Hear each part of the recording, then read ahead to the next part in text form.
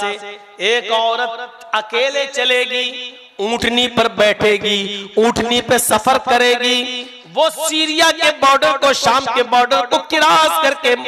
عرب کے بارڈر میں گھسے گی، اور پھر لمبا چوڑا سفر طے کر کے وہ مکے تک آئے گی، خانہ کعبہ کا طواف کرے گی، صفا اور مروہ کے چکر لگائے گی، صفا اور مروہ کی سعی کرے گی، اور پھر وہ اپنی اونٹنی پر بیٹھ کر وہ ملک شام واپس چلی جائے گی۔ اس حیرہ شہر سے، اس شام کنٹری سے، اس ملک سے اکیلے سفر کر کے آنے والی عورت کو کوئی بھی چھیڑے گا نہیں، اس کی عزت و آبرو کی حفاظت ہوگی، اس کو کوئی مال لوٹنے والا نہیں ہوگا، کوئی اس کی عزت پر حملہ کرنے والا نہیں ہوگا۔ حضرت عدی ابن حاتم کہتے ہیں اللہ کے نبی جب یہ